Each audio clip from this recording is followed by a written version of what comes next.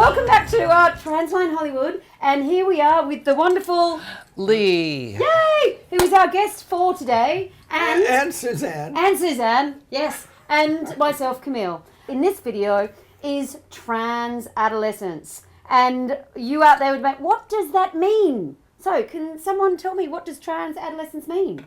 I think it means that regardless of your chronological age, when you start going down, start taking your trans journey, you're an adolescent. It doesn't matter if you're 55 or 15, you're an adolescent. You're an adolescent without having benefit of having a mother and a father who raised you to be, in our case, a woman. We have to go through adolescence pretty much alone.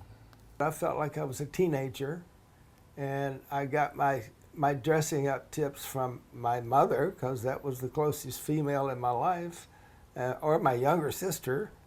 You know, so, and you look around and you see what girls your age are wearing. Now, this is not going out in public. This is just dressing up. Oh. This is dressing up at home and looking in the mirror and seeing how cute you are, or not. So the mirror is really your best friend, isn't it? And worst enemy. Our enemy. Yeah. Our biggest problem is the mirror lies to us. When we look in that mirror, we see like a beautiful, sexy, gorgeous woman. So going through that adolescent period, what would you say were some of the mistakes that you made that you could sort of tell people out there? It's hard to, when you're going out trying to buy clothes, because there are not many shops where you can comfortably go into to buy girl stuff. It's a huge hurdle taking that step when you're dressed as a guy, or even somewhere in between, and going to a mainstream clothing store is huge, because you don't want to be ridiculed, you don't want to be looked at by the other shoppers or the salespeople, or worse. And then you get to the point where, how do I try this stuff on? How do I know if I'm a size 2 or I'm a size 16? I mean, that stuff is all, it's every minute little step is hard, especially when you didn't have mom taking you to the store to get you a training bra and tell you, you shouldn't be wearing this to school and that kind of stuff. It's hard. So you get your fashion tips from adult magazines, because you're going to adult stores and you're looking at all these trashy magazines. Fetishy stuff. And you're seeing garter belts and stockings. And what woman these days wears a garter belt and stockings? I mean, in reality. Unless you're going to bed, of course. Suzanne. Okay, so let me ask one question. If you were a person transitioning out there, what would be your advice on the first time they go to a store? Well, first of all, when you do this, you're doing it as a man. You're going into the women's department and you're buying stuff for your sister, or you're buying a birthday present for your mother. That's the default way of shopping. Yeah. It is. Or even worse yet is the salespeople say, "Oh, well, what size does your wife wear?"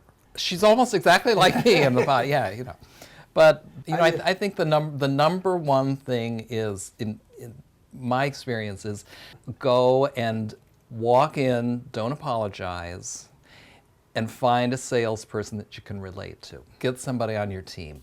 Start team building. The first step is you have to get over that very natural feeling that what you're doing is wrong.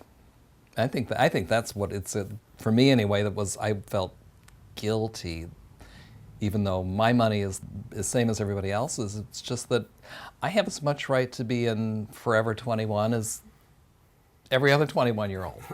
Yes, exactly. And honestly, and I think especially us all being 21-year-olds. Yeah, Yes. and honestly, the salespeople don't care. That's another big hurdle, is you think everybody's like all into you, and this whole gender thing's going on, and they don't care. You're still a percentage for them. They want to sell a blouse. That's right. No apologies. Pick a person, and I think it's really important to just have a realistic idea of what your body looks like, how you want to market yourself, if you will, because that's what we all do when we dress, is we're marketing to strangers. Keep your eyes open and see what your contemporaries are wearing, not Lindsay Lohan or not Angela Lansbury, but but hopefully somewhere in between, and just got to keep your eyes open. We were at one of our clubs fairly recently, and it was a memorial night because one of our friends had died, and Lee said to me, "I've been looking around. Do you know that we are the only women in here wearing pants?" And it's true. It's true. I never really considered mini skirts, fishnets, and halter tops as really appropriate morning attire. So, and it's, I think you have, I don't know how we did it or why we did it, or I'm not really even sure the time frame of it, but somehow we seem to have moved past that. I'm a woman now. God damn it, I'm a woman, and I'm not, I didn't do this to wear pants. Well, I did. And you go out on the sidewalk and see everybody, 98% of the women are not they're not wearing mini skirts and fishnets. Yeah, that's it. They're all wearing pants. Everybody's wearing pants. I usually wear pants. Yeah. So you don't have any other additional... She has 100. Oh, you mean like don't wear an evening gown to go to the supermarket? Mm-hmm. Mm-hmm. There are trans people that do that. Yeah, and never wear the crown jewels when you're going to Kroger. So the tip is, look around you, study your environment, and if you want to pass, and passing is a big deal. If you don't pass and people are staring at you, God, it's like, I'm so uncomfortable. I'm being stared at. It is. It's horrible. Well, it's a horrible feeling. Don't look at other people to see if they're staring at you, because that alone will attract their eyeballs. Yeah. What's the next phase in adolescence, TransAdolescence? Well, get over it as quick as you can. You just have to you have to fight your way out of it. If you want to start going out in public, especially during the day, then you have to not be a teenager anymore. When you're not a teenager. When you have wrinkles, you're older, you just can't do it. It's just ridiculous. I think it's a big leap between seeing some, especially trans person, and making that leap from I really like the way she looks to I'm going to look like that. That's a big step.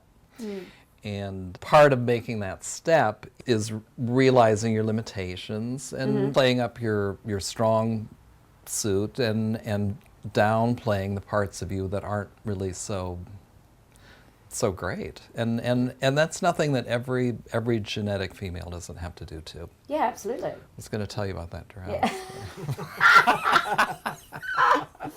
No. But for me, I think that's the next step, is applying what you know in your heart is true. Nice quick question. So when you're going through that adolescent phase, there is a part of you when you are first wearing clothes, or is there a part of you that you do want to be noticed? Yeah. And then as the adolescent, you want to blend in. Is that right? So first it's being noticed, and then just saying, oh fuck, I'm just a normal woman. I don't need to stand out. Well, unfortunately, when you're 5'10" and you have heels on and you're blonde, there's no such thing as under the radar. It just doesn't exist. So you might as well own what you got. Right. And no, I don't. Blending in doesn't. It's not an option, for one thing, and it's not something I have a lot of interest in. The best case scenario is somebody looks at me and they say, "That one's got it together." Not oh, she's just gorgeous, or or poor thing, or Yeah. I would rather have people look at me, strangers look at me, and think, for an old broad, she's doing good. And you are doing good. Oh, stop! That's my goal. I'm hell on heels, baby, I'm coming for you.